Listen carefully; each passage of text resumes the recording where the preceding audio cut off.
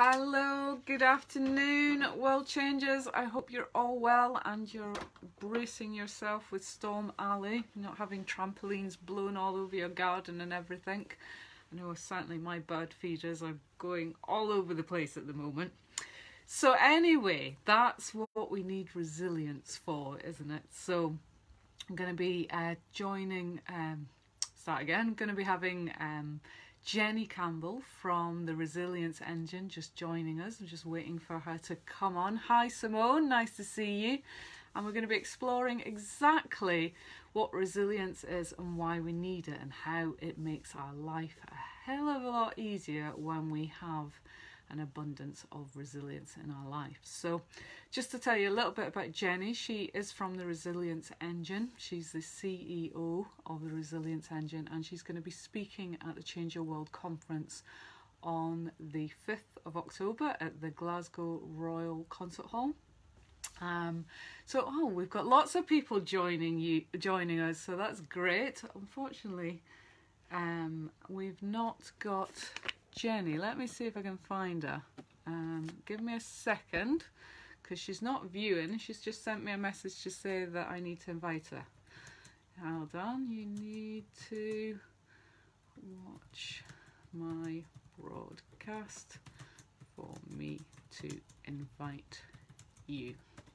We did this teaser earlier on and it went completely smoothly, completely seamlessly, but hey, that's technology for you. And yeah, hopefully she'll be able to find us. So I'm just getting a message. Bear with us, folks. We will have Jenny on live shortly. But it's lovely to see you. Hi, Tubden. Lovely to have you watching with us. Tubden was obviously one of our speakers at both my first two Change Your World events here in Inverness, and went down an absolute storm with his presentation on mindfulness and meditation. So give me 2 seconds. Jenny is here. She's just messaging me. Go to my...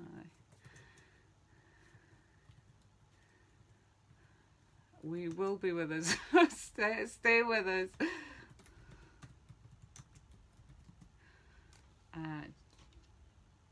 Let me just send her a link and then she can find us. There you go. Don't you just love? Honestly, we did this at lunchtime and it just went so smoothly. It was just straightforward, great. And then when everybody's ready and waiting, it all goes awry. However, it's all good, and that's what resilience is all about, because basically when life challenges comes up, when we get stressed, this is when we feel the anxiety and everything coming up and overwhelm, and that's why we need to develop resilience. So delighted, I can see Jenny now. So here she is. Let me invite her on. Coming on shortly. So yeah, this is what resilience is all about. It's just dealing with life's challenges, stress at work and at home, personal and professional life. So now Jenny is here, I can let her take over. But first of all, Jenny, why don't you just tell us a little bit about yourself and the work you do at the Resilience Engine. And yeah, thank you for taking the time to do this call with us today and help everybody resilience. A pleasure, Susie. Thank you very much for your invitation and to speak at the 5th of October event. I'm really excited to be in Glasgow about that. Hoping for a big audience. And hello, everyone who's on at the moment. Apologies for my ineptitude technologically. I need to be pulled by the nose and told to do A, connect this, B, did it. Anyway, so I'm here and it's a pleasure to talk. So the Resilience Engine was the resilience research was born over 10 years ago, and I became a kind of fan of resilience and the ideas behind it as a result of that, really. So, I mean, my own background is I was in corporate for many years. I left that and became an executive coach. I've been coaching since 2002. I work in all sorts of different sectors. And at the back of my mind always, with one of the reasons for leaving was, if you like, my own resilience. And I had the terminology, but found after that that everybody saw it as a macho thing, you know, getting tough and all that sort of thing. And that just wasn't where I was coming from. I was already a good performer. I was looking for something else. Anyway, somebody told me to research it, and that's what I started in 2007. And I've been doing it since. And the Resilience Engine is there to bring out the impactful results of that resilience research to everyone. We have a big and hairy goal, inspired by Barack Obama, of get it out there and go to everyone. and we offer e-learning and face-to-face and coaching, and we put it in the hands of organizations, and we are hoping that we can get it into communities, etc. So yeah, we're active, busy, and excited to bring it out. So excellent. Well, I saw one of your presentations back in January earlier this year, and I was absolutely blown away. I mean, I've done a lot of personal development. I've been to lots of talks and presentations, and I had never seen anybody explain just what resilience is and how we build it up like you explained it. And you had this beautiful kind of graph and spectrum that you beautifully described what resilience is. So I think that's probably the best way to start, because we do hear this word bandied about a lot, you know, resilience. We need resilience. So what exactly is it? How do you explain it? Well, I mean, I think everybody on this right now and anyone who's hearing it later, they will have their own definition, and it's where you are right now or what your experience has been. And I think it's really important to honour that and to say that it's included in our definition of resilience. So resilience is on a spectrum. There is a range of resilience, and all of it is relevant, but all builds up, I feel like, from one layer to the next. So coping is actually a superb place for resilience if the alternative is not to cope. So that's already really healthy, but you can get stuck in coping, and in fact we have kind of chronic copers who don't have any expectation of anything else, and therefore get stuck in just running it, you know, running the engine, running the cycle of whatever they're doing day to day, and are quite depleted at the end of it and don't have any surplus. So you know, if you build up from that, there's bounce back, which is absolutely what people would describe at, and there's this kind of notion of, oh, you come back to something normal. Well, what's normal? I mean, you know, and actually in that coming back, yes, people get through challenges, but they're never the same at the other end, no matter how minor it is. They've learned something. In order to come back, you've learned something, and therefore there's some change in the way that you will live or how you perform in work or whatever. So, you know, there's already kind of a notion of change in there. And then much further on, you know, you can get to a different level of resilience, which we call breakthrough. I mean, all of that can be described as your capacity for change. Your ability to be able to adapt, if you like. And at one end, you don't have any capacity, and at the other end, you have immense capacity, and it means that actually you feel more at ease. And I mean, this is what Change Your World is all about. It's about inspiring people to make positive changes in their life, and we will touch on that in a minute. But I wanted to kind of ask, I suppose, are we born with resilience, or is it something that we develop with the right support networks around us, or, you know, the challenges, the experiences that we go through? Does it develop that way, or are we born with a natural kind of abundance of it and it somehow gets depleted sometimes? Or so there's two answers to that. I mean, the most brilliant thing is it's all learnable. Right, and so that part of the research was, Yahoo, this isn't the domain of special people with special wiring of the brain, or a fantastic upbringing, or, you know, no issues or whatever. You know, this is actually learnable stuff. A lot of it's really practical. Some of it's deeper, you know, it's about some of your inner beliefs and values, etc., and aligning that to kind of meaning in your life. But it's a lot about practicality. But it does rely on what we call a resilience reservoir. So what you would describe psychologically as secure bases.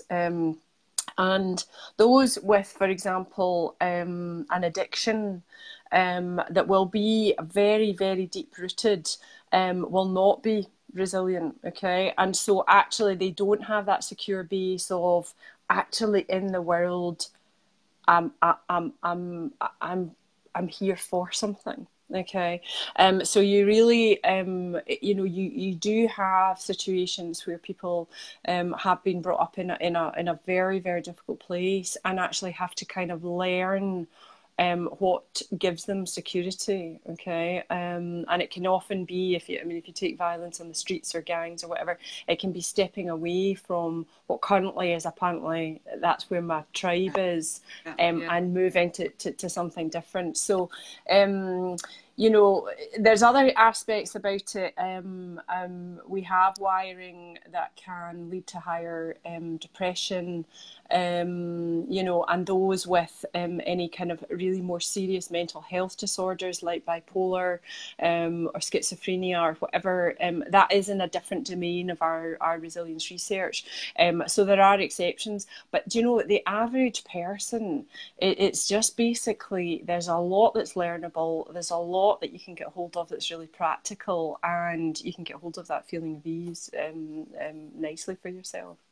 Okay, so resilience, very much, you mentioned there about it giving us, helping us have an easier life, flowing more with life, I suppose. So how do we build up our resilience? How do we learn it? What are some core tips you can give us? Well, straight off the bat, I suppose the easiest one to get hold of, because it follows the same ups and downs as resilience. It's not the same thing, but it does. It's one of the main contributors to resilience is your energy. So if I just asked everybody today, what could you do today, even in the next 2 hours, to give yourself more energy? Get some more sleep.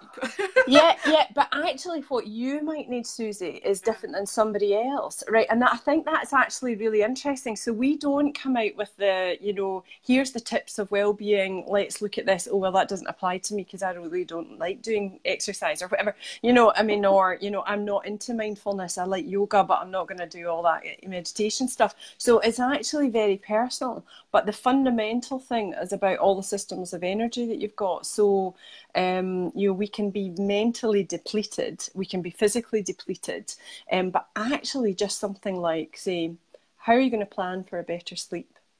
Yes. Yeah. Right? When are you going to get a laugh?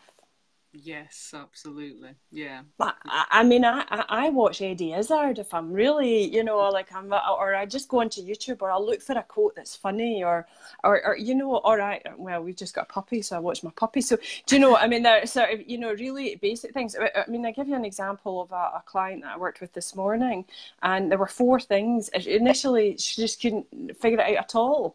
And then it's very basic stuff. Number 1, prepare for the major meeting that she was going into. So give herself 10 minutes rather than rushing in and feeling all insecure. Secondly, make sure she goes home at a clear time. So we set that time. Thirdly, have a laugh with somebody.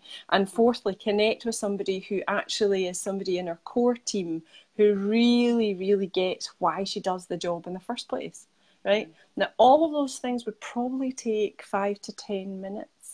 Yeah, we always think it's going to take longer as well. That's the key thing. And I want to pick up on the thing you say about joy, because I know I'm guilty. I'm always looking for things that bring me joy. I love that exercise, but I know when I'm getting busy with my conferences, when family takes over, and you can just lose the joy of life. You just get overwhelmed by everything and the to-do list, and and just suddenly get bogged down by everything. And, we do neglect ourselves. And, what Change Your World is all about is, getting people to understand the ripple effect of your actions, and when you have better foundations for yourself, you're better to be around for everybody else. And, that has a massive ripple effect for how we handle just day-to-day challenges, but also the bigger challenges. So I couldn't agree more. Our experience, and we've got lots of people who are accredited in this stuff now, is that actually it's a lot of the stuff of day-to-day life, and it's in between the bits. And it's quite practical. Now, it doesn't solve the issues and it doesn't solve the challenges, but getting more energy, getting clarity and perspective, it actually, you see the wood from the trees much more. And I suppose that's one of the real benefits of the research models. They're made to be easy. They are they have profundity. They are profound thing. They are, you know, depth. But actually, you can get hold of it really easily, and so you can start to do something now about it. And actually, as soon as you're feeling more energetic or more clear in both of those things together, actually, there's more options. Yeah. And that's about capacity for change. You know, you can see more, you can connect more, you might actually seek more help, whatever it is. You know, and of course, I mean, there's fun and games around that, and you can, you know, there's more to be had. But the basics are, you know, try out what would give you energy today, and see what you could do, and then see the impact. If you live a more energetic life over 7 days, what would happen? Don't you love a Facebook Live when your doorbell goes in the background? I didn't hear it.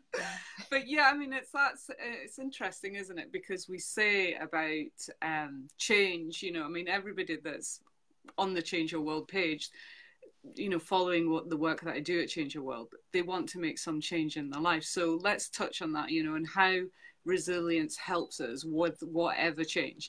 While you're talking, I'm going to go and answer the door. No, that's fine. So I'm happy to take the stage while Susie isn't on, and she'll catch up later. I mean, I think if you take change and the change that you want, resilience is your capacity for change, okay? And I think that capability is really honed the more you've got the space and time to learn well. And not necessarily be held hostage by, you know, the reactions or whatever that may actually drain you. So, you know, learning is a core part of that. So in developing your resilience is about actually, you know, practically putting into place what helps you make changes, etc. Now, if somebody's watching this and they've got a minor change that they want to make, and you know, they just need to kind of get on and do it and get the capacity, often it is about energy. However, if there are changes you want to make, and things like, interestingly, weight loss, or changing a job, or, you know, some of the bigger stuff of things that apparently should be straightforward, and I mean, there's a whole industries out there on it, but actually we get caught in the same patterns. That does take a deeper look at yourself over what are the hooks. What are the hooks that are getting you into this same state? So for me, for example, I know I kind of fluctuate in my weight. I mean, I just give it as an example. And if I'm lighter, I'm more resilient because I'm healthier. And I'm kind of, you know, my whole system is working better. So, you know, resilience and well-being are completely and utterly synergistic. They are the same thing. But actually, some of my hooks that I have to unhook myself off of, I can beat myself up and do the like self-talk and all that kind of thing. But actually, if I'm compassionate with myself, if I'm kind to myself, if I believe that I deserve to feel good, whoa, that's what actually helps me. And so, you know, there's the whole thing that you can put in place, but there's that deeper attitudinal aspect as well that you can, that you have to unlock in yourself and give yourself permission to.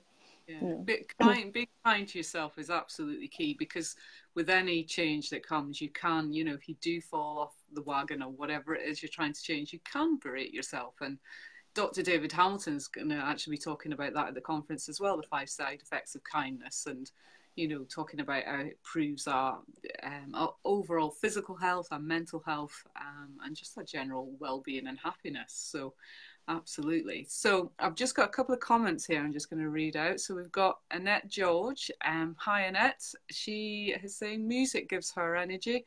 A good upbeat, singing out loud. She says, unfortunately, she can't dance about. But that's, you can rock your body. That's all you need to do. Amanda is saying, I used to have terrible problems with change, but she's getting better. So Amanda actually comes to our weekly life coaching group, and it's just been incredible watching her blossom. She's done amazing things in the last few months she's been coming. And she says, I'm more resilient when I'm lighter too. So she totally agrees with that. Yeah. So just sort of touching on oh, hi, Jeff. We've got somebody else joining us as well. So Jeff is actually my old boss from the BBC. So hello, Jeff. Plug up the BBC. Not that I would, of course. I love my job. However, but yeah, I lost my point now. Oh yes, about your talk. Yeah, taking it in. I mean, I think the really wonderful thing about all of that is, I mean, we've got golden nuggets that we've distilled out that aren't ticky boxy, actually. They're not kind of like your top tips. Here you go, right, I'll just do that and it'll be fine, and actually nothing really changes. They are more in depth. One of them is about energy. But we have distilled the research down into some golden nuggets that are directly applicable and practical today, and being able to just sort of make them alive, connect with other people, have a bit of a laugh in the room about them, but also then take away some deeper thoughts for yourself. I mean, that's my intention, is to have a great session that actually people can really go, do you know what, I get this now. And one of the really refreshing things about all of this, and I suppose it's the most inspiring for us, is that resilience can be a kind of topic that is an icky one. It can either be, that's psychologically too deep, or that's shameful. I'm not coping, or I have to be tough, or anything like that, right? And actually, what this does is just sweep all of that aside and give you a model that actually allows you to tune in every day, check in how you are, and actually navigate your life by it. Not hold it as a kind of stick to it, but actually say, do you know what, I'm actually coping with X, Y, and Z, or I didn't sleep well today, or last night, so actually I'm going to find this more tricky. That thing, they're going to hook me. Right, what can I do to actually ensure that I'm not doing that? And so you're kind of positively living, and it just sort of makes it all straightforward. Yeah. And I think that in itself is incredibly refreshing. So that's what I would wish on the 5th of October, that people come away kind of going, that's all right then. Yeah, exactly. I mean, and that's what personal development is all about. It's about self-awareness, just being aware of what's triggering you, why you're reacting, why you're sort of looking at something a certain way, there's that emotional attachment. So, in all aspects, whether it's the work that you do, or life coaching or whatever, but you're going to be talking about how much of a control freak you are. And I think, this is certainly something I completely relate to. I've been a massive control freak in my time about everything, and through lots of different experiences, one, leaving my day job and setting up a business, I've learned that I cannot control everything. Exactly.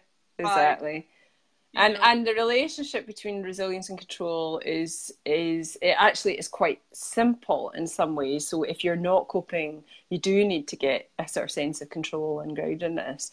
But those with the highest resilience know what they can control, and actually are very, very comfortable with what they can't.